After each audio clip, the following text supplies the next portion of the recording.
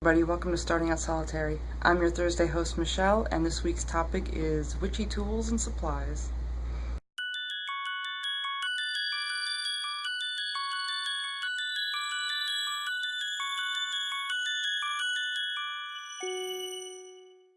I'm going to break down my explanation of where I get my stuff into two different categories: consumables and tools. Now, for consumables, I make probably 85% of my own candles. I've been making candles since I was probably 10 years old. You know, I started making them with my dad when I was a kid, and I've just always liked making my own candles, so I usually make my own, especially if it's for a particular purpose or particular working. I do get the other percentage of my candles mostly from the dollar store.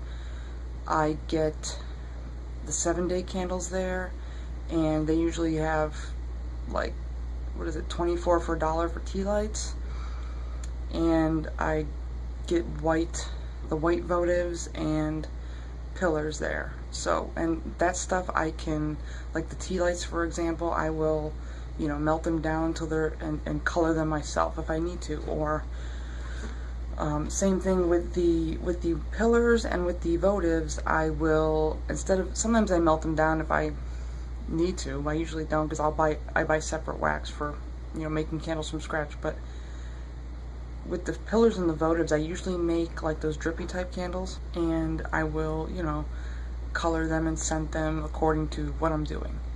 For incense, I get all of my incense at the same place, and I have they call it a farmer's market because everything there is either organic or handmade. So within this farmer's market, there is an incense booth, which I don't remember the name of it. I just call her the incense lady because she has got every single kind of incense you could possibly imagine. Every scent, every type, everything. Not only does she sell incense, but she sells, hand-dipped incense, and then, name brand incense, incense holders and towers, and everything you can think of to hold incense. Scented oils, oil burners, statues, sage bundles, different types of sage bundles, all sorts of stuff. So I usually go there, and within the farmer's market around the corner from her is a witchy shop, which is even more wonderful because their main shop is up in Fort Lauderdale. It's like North Fort Lauderdale, which is like 20-30 minutes from me, like north. But they also have a, like a satellite type shop here in the farmer's market. And the farmer's market's only open on Saturday and Sunday, so, it's a little smaller than their main shop, but it still has almost everything that the main shop does. And I go there mostly for herbs that I can't get, like at either the grocery store or the organic market I go to, or we have like an ethnic market too that I'll go to and get herbs. But I usually stop at their shop for any, less common herbs, or herbs that, aren't sold in other stores. And they usually have great deals there too. I usually get usually it's buy two, get one free, or, this last week I got some herbs and stuff, and it was like 30% off all herbs, and they're really cheap. And they're a distributor of Mountain Rose herbs, so all the herbs that they sell are from Mountain Rose.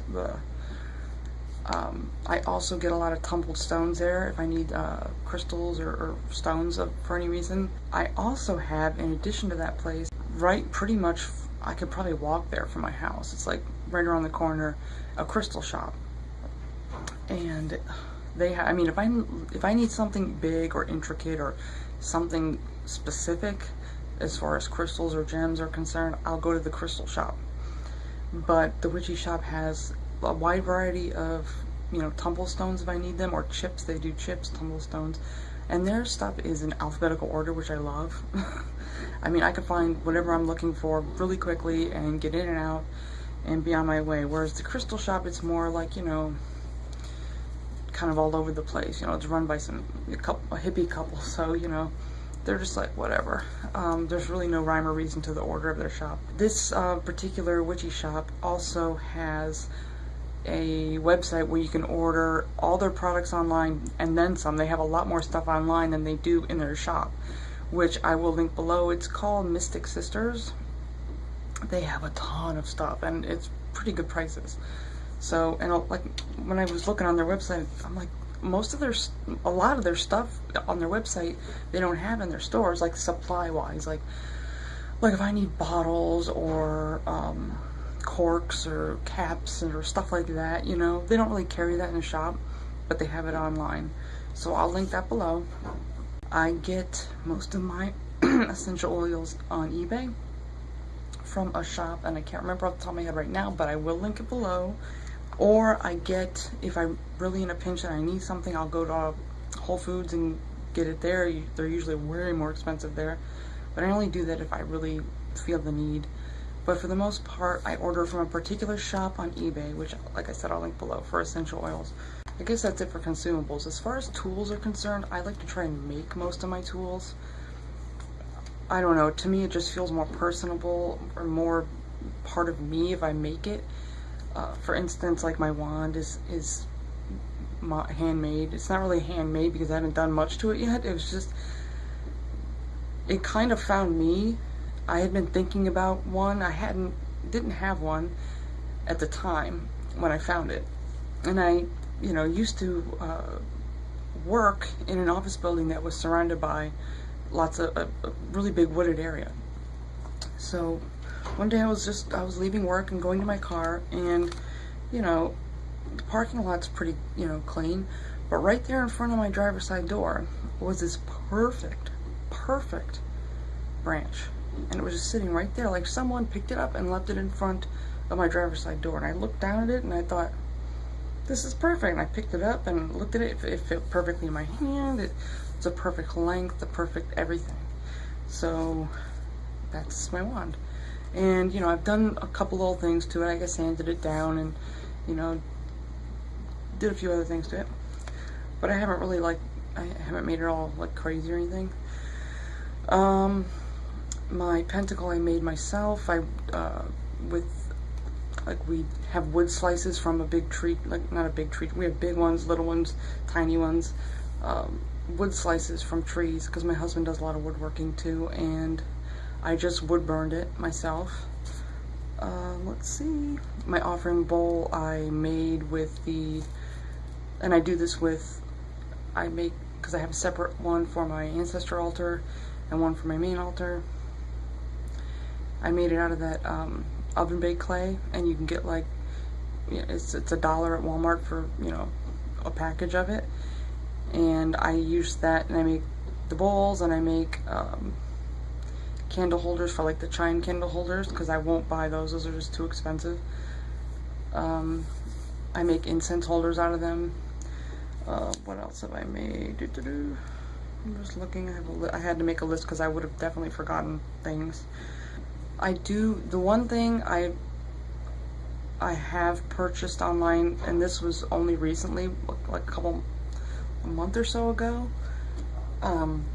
was a statue, a bast statue that I bought on Amazon, and it's only because it was calling to me and I had to have it. It's also comes with candles, and, you know, it has a candle holder with candles, and it's beautiful. I love it. But for the most part, I try to make my own stuff because it just seems more, you know, mine.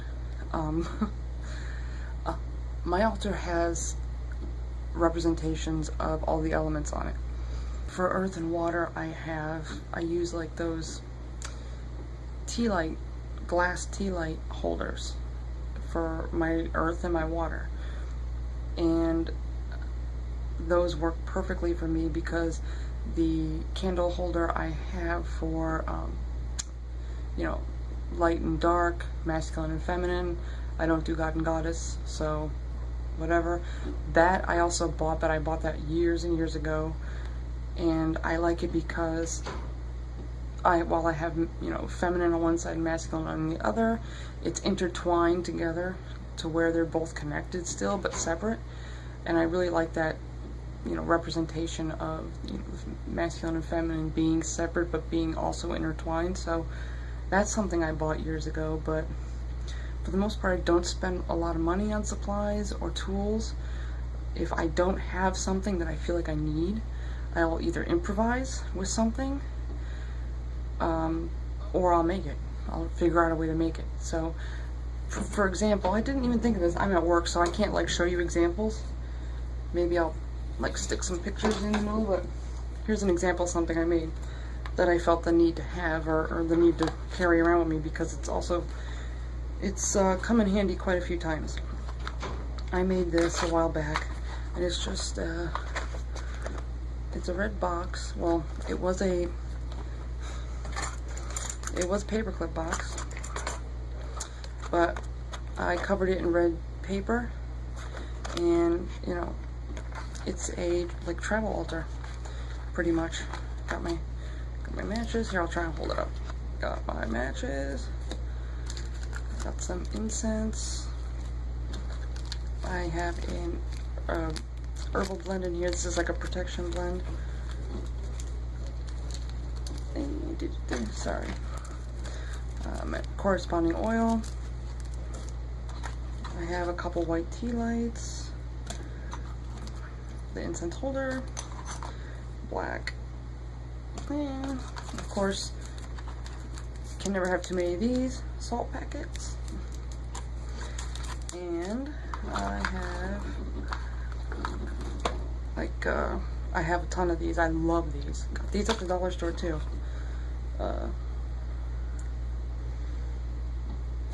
And of course I have some random gemstones in here, some rocks.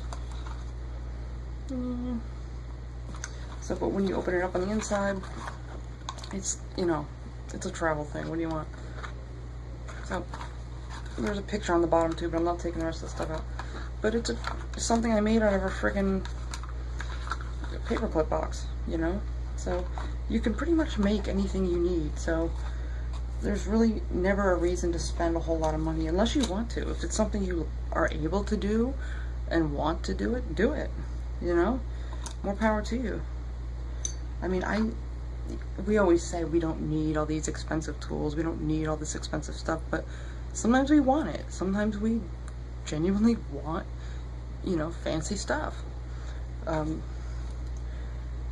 One day, you know, like, for example, one day I want to spend the money and get, like, really nice altar cloth. It's just something I want. Something I don't have. I mean, I have altar cloths, but they're usually, like I said, handmade. I usually make them myself, or I use scraps of like sheets that I'm not using anymore, or I've made them out of like really fancy dinner napkins, or I've made them out of, you know, like scrap material that you can get at like Michael's. I've also done patchwork ones, you know, where you patch a bunch of different, you know, kinds of fabric together and kind of make a patchwork one. But it all depends on what, you know, you're making it for and why. And so, you know, pretty much all this stuff you can either, you know, get really, really cheaply, or you can make it. So that's my long explanation on where I get my tools and supplies, and I hope you guys are having a great week. Blessed be.